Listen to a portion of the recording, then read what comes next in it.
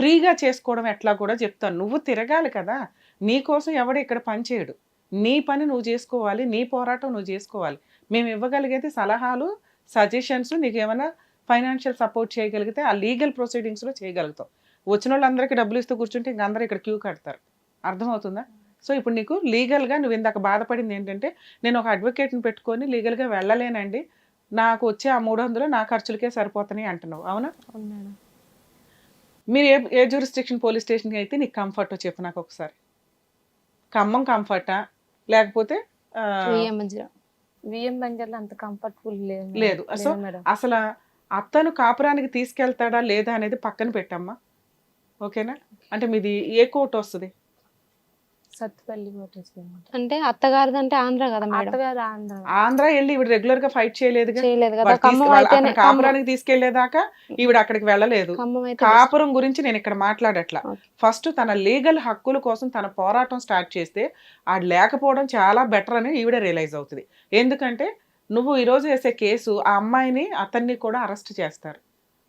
నీకు లీగల్‌గా అసిస్టెన్సీ చేయించగలుగుతాను ఈ షో తరపున నీకు. అర్థమవుతుందా? Okay okay madam. మీరు పెద్ద మనుషుల సపోర్ట్ ఏదో తీసుకోవడానికి ట్రై చేసావు. అవ్వల. మీ అవును. పోలీస్ స్టేషన్ ఏదో చెప్తే నేను ఇక్కడ రిక్వెస్ట్ చేస్తాను మా అడ్వకేట్స్, మీ జ్యూరిస్డిక్షన్ అడ్వకేట్స్ ఎవరన్నా ఉంటే జూనియర్స్‌ని నేను వాళ్ళకి డ్రాఫ్ట్ అవి హెల్ప్ చేస్తా. చెప్పు ఏ పోలీస్ స్టేషన్ నీది? ఖమ్మం ఖమ్మం టూ టౌన్ తీసుకున్నాను. అంటే మీ ఉండే ఏరియా అక్కడ మేడం. అమ్మాయి ఆధార్ కార్డు ఉందా? ఆంధ్రాదే ఉంది మేడం. ఆంధ్రాదే ఉంది. ఆంధ్ర ఉంది నీకు ఇక్కడ అసలు ఏమున్నాయి? మీ ఖమ్మంలో ఏమున్నాయి? మేనమామ ఇంట్లో ఉంటున్నావు. మేనమామ కరెంటు బిల్లు ఏ ఇంట్లో అయితే ఉంటావో అది. పలానా ఇంట్లో అడ్రస్‌లో ఉంటున్నానండి అని ఆ కరెంటు బిల్లు వాళ్ళు ఒక అఫిడవిట్ లాంటిది అడుగుతారు.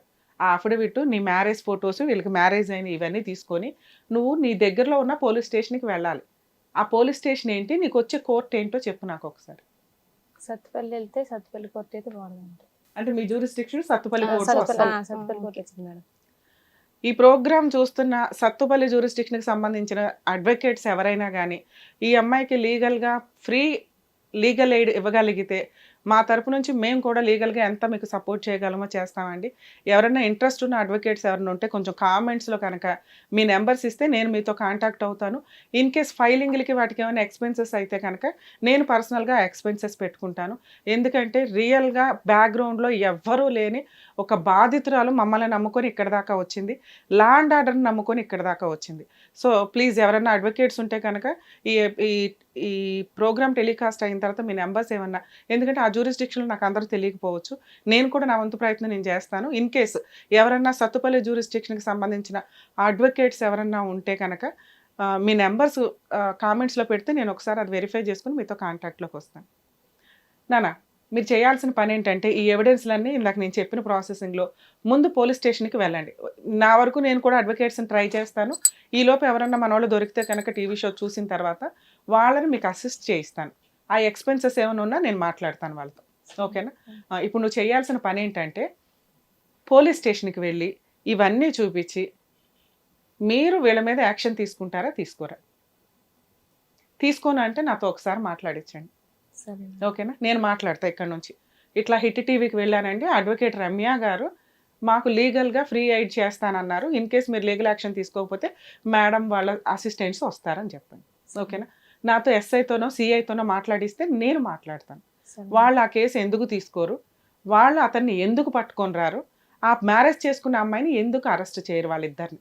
ఎందుకంటే సెకండ్ మ్యారేజ్ ఫస్ట్ వైఫ్ బ్రతికుండగా విడాకులు రాకుండా ఎటువంటి ప్రొసీడింగ్స్ కంప్లీట్ అవ్వకుండా సెకండ్ మ్యారేజ్ చేసుకొని విచ్చలవిడిగా దగ్గరుండి మీ అత్తామామ దగ్గరుండి చేయించేశారు. అవును. అర్థమవుతుందా? అవును మేడం. సో ఇది చాలా స్ట్రాంగ్ కేసు అమ్మా. నీ దగ్గరున్న వీడియోలు అవన్నీ కలిపి అందరి మీద అక్కడ పోలీస్ స్టేషన్‌కి వెళ్ళి కంప్లైంట్ ఫైల్ చేయి. నీకు రాయడం రాకపోతే అక్కడికి వెళ్ళి మీరు చెప్తే ఇప్పుడు మాకెట్లా నీ కష్టం చెప్తున్నావో ఆ కష్టం మీరు పోలీస్ స్టేషన్‌లో చెప్తే కనుక వాళ్ళే రాసుకుంటారు. అక్కడ రైటర్స్ ఉంటారు రాసుకోవడానికి. అర్థమవుతుందా? మీలాంటి వాళ్ళకి రియల్‌గానే అక్కడ హెల్ప్ చేస్తారమ్మా. మీరు వెళ్ళటానికి ఏంటంటే ఈ టీవీ షోలు ఇవన్నీ మీకు ఈజీగా కనిపించేసరికి టింగుమని టీవీలు చూసుకొని వచ్చేస్తామంటే కాదు. మీ పోరాటాలు మీరు చేసుకుంటూ వెళ్ళాలి. అర్థమవుతుందా? అక్కడికి వెళ్ళి కంప్లెయింట్ ఇచ్చిన తర్వాత వాళ్ళు అతన్ని వెతికి ఇంటికెళ్ళి కానిస్టేబుల్స్ తీసుకొని వస్తారు. అలా జరిగింది మేడం. కంప్లైంట్ తీసుకొచ్చినాడు. తీసుకొచ్చారు. అక్కడ మీ ఊర్లో ఆ, జరిగింది. ఖమ్మంలో జరగలేదుగా. జరగలేదు ఖమ్మం మేడం. దాకా రావడం అంటే వాడికి ఎంత కష్టమో తెలుసా? ఊర్లో వాళ్ళు మేనేజ్ చేసుకున్నారు, లెక్క చేయలేదు, నీకు ఆ టైంకి 1 ఎకరం పొలం ఆశ చూపించారు ఆ రైతు తప్పించుకోవడం కోసం అంతే, ఆ టైంకి అన్నారు. చెప్పేశారు. మళ్ళీ తర్వాత ఇప్పుడు నీకు ఏం చెప్తున్నా, అతను పిలిపించి సెటిల్ చేసుకోమని చెప్పట్లా, ముందు కేసు బుక్ చేయి అని చెప్తున్నా. ఎఫ్ఐఆర్ చేసినాక వాళ్ళని పిలిపిస్తారు, వాళ్ళనేం అరెస్ట్ చేసి లోపల పెట్టేస్తారని నేను అనట్లా. లీగల్ ప్రాసెస్, ఒక అడ్వకేట్ని పెట్టుకుంటే, ఒక సీనియర్ అడ్వకేట్ని పెట్టుకుంటే ఏం జరిగిద్దో నీకు అదే జరుగుతుంది. అర్థమవుతుందా? సో పోలీస్ స్టేషన్లో కంప్లైంట్ ఫైల్ చెయ్యి, వాళ్ళని పిలిపిస్తారు, అరెస్ట్ చేస్తారు, వాళ్ళు బెయిల్ తీసుకుంటారు, తర్వాత కోర్టులో కేసు నడుస్తుంది, నడవనివ్వండి. అది చాలా స్ట్రాంగ్ కేసు. అది ఎఫ్ఐఆర్ అయ్యిందంటే వాళ్ళే నీ కాళ్ళ దగ్గరికి సెటిల్మెంట్కి వస్తారు. ఏ సెటిల్మెంటు? ఆ అమ్మాయిని వదిలేసి నీతోనే బాగా చూసుకుంటాము. ఇన్ కేస్ అలాంటి సెటిల్మెంట్ ఏదన్నా ఉంటే కనుక మాకు కాంటాక్ట్ చేయండి, మళ్ళీ 2 వైపులా కూర్చోబెట్టి అగ్రిమెంట్ రాసి ఇక నుంచి నీ తరపున మా హిట్ టీవీ ఉంటుందని అతనికి వార్నింగ్ ఇచ్చి కలిపి పంపిస్తాం. 2, మీరు ఏం చేసుకుంటారు చేసుకోండి, నేను అమ్మాయితో ఉండను, ఈవిడతోనే ఉంటాను, ఈవిడంటే నాకు అపురూపం అన్నాడు అనుకో, మైనర్ మ్యారేజ్ లీగల్గా వ్యాలిడ్ కాదు. బైగామి కేసు, భార్యకి డైవర్స్ ఇవ్వకుండా రెండో పెళ్లి చేసుకున్నాడు. 498 సెక్షన్ మెంటల్ ఫిజికల్ హెరాస్మెంట్. ఎందుకంటే నీ చిన్న పాపే చెప్తుంది రోజు మా అమ్మని తంతాడండి అని. నీకు అంత తన్నినా కూడా నీకు ఏమి అనిపించట్లా, అలవాటైపోయింది తన్నించుకోవడం. అలాంటి వ్యక్తి నీకు అవసరం లేదు తల్లి. నీ కాళ్ళు పట్టుకుని బతులాడినప్పుడు ఒక ఛాన్స్ ఇస్తావా ఇవ్వవా అని అది నీ పర్సనల్ విషయం, నిన్ను విడిపోమని నేనేం చెప్పట్లా. కానీ అతను నీకు భర్త, జీవితకాలం వాడిని కోర్టుల చుట్టూ తిప్పి హింసించాలి. ఎందుకంటే మన ఇండియన్లో అంత బెనిఫిట్స్ ఉన్నాయి. నువ్వు ఓపిక చేసుకుంటావు, పని చేసుకో, పిల్లని చూసుకో, కోర్టుల చుట్టూ తిరుగు, ఇంతే. నువ్వు ఒకసారి వెళ్తే వాడు 4 సార్లు వెళ్ళాలి. తిరగనే, వాళ్ళు ఖమ్మం దాకా తిరగనే. అర్థమవుతుందా? ఒకవేళ పోలీస్ స్టేషన్లో మ్యాటర్ సెటిల్మెంట్ అవ్వలేదు, అతను అమ్మాయే కావాలన్నాడు, కోర్టులో లీగల్గా చూసుకుంటున్నాడు, వాడి ఇష్టం వచ్చినట్టు వాడు వెళ్తున్నాడు, తరువాత నీకు అడ్వకేట్ కావాలి. ఇప్పటి నుంచి నీకు అడ్వకేట్ కావాలి. అర్థమవుతుందా? మాకు కాంటాక్ట్ చేస్తే మేము అడ్వకేట్స్ని రిఫర్ చేస్తాము. వాళ్ళే మీరు ఎక్కడికి రమ్మంటారు, కోర్టు దగ్గరికి వెళ్ళండి, ఈ పేపర్లన్నీ ఒక సెట్ ఇస్తే domestic violence case, maintenance case వేస్తారు. ఈ రెండిట్లోనూ నీకు ఇమ్మీడియట్ రిజల్ట్ ఏమి రాకపోయినా కానీ చాలా నరకంతో కూడిన కేసులమ్మ. అతనికి ఖచ్చితంగా వాళ్ళు సెటిల్మెంట్కి వస్తారు. 3 acres అన్న పిల్ల పేరు మీద రిజిస్ట్రేషన్ అవ్వకుండా మీరు వీళ్ళతో సెటిల్మెంట్ చేసుకోకండి. కాపురం చేయాలన్నా కానీ ముందు నీకు సేఫ్టీ ఇంపార్టెంట్. నువ్వు ఇందాక నుంచి ఏం మాట్లాడుతున్నావు అంటే నాకేం అవసరం లేదంటే భర్త ఉంటే చాలు, భర్త గోంగూర ఏం అవసరం లేదు, ఇట్లాంటి వాడు ఆల్రెడీ నిన్ను వదిలేసి పెళ్లి చేసుకున్నాడు. పిల్లకి ఫైనాన్షియల్ సెటిల్మెంట్ చాలా ఇంపార్టెంట్.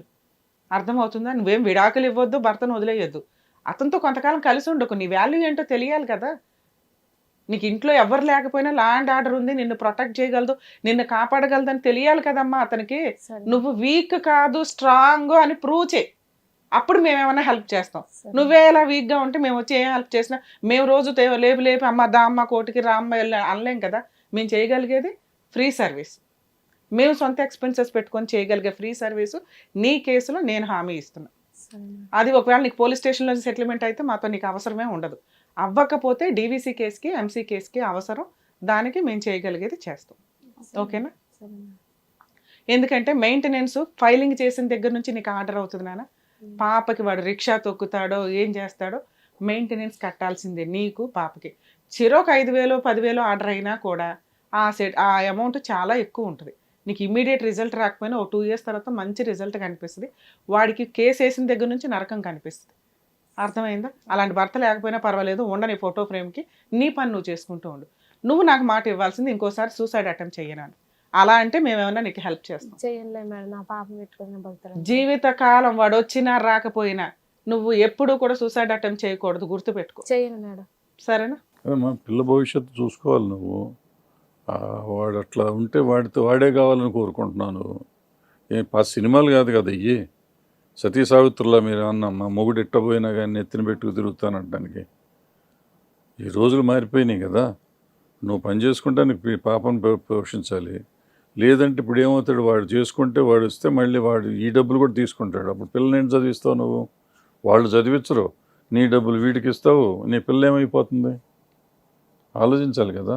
మేడం చెప్పినట్టు ఆ కేసు ఏదో పెట్టుకుని చేసుకుని అతను వస్తే అప్పుడు చూడండి. బట్ డెఫినెట్గా నీ పిల్లకి వాళ్ళ సైడ్ నుంచి సపోర్ట్ ఉండాలి. అంటే వాళ్ళ ఆస్తి అతని పిల్లడు కూడా కదా, నీ పిల్ల ఒక్క పిల్లడే కాదు కదా. సో అతని మీద వచ్చి ఏమవుతుందో, లీగల్గా ఏమేమి జరుగుతుందో చేస్తే మేడం కానీ మా టీవీ కానీ సపోర్ట్ చేస్తుంది మీకు. దాని ప్రకారం మీరు చూడండి.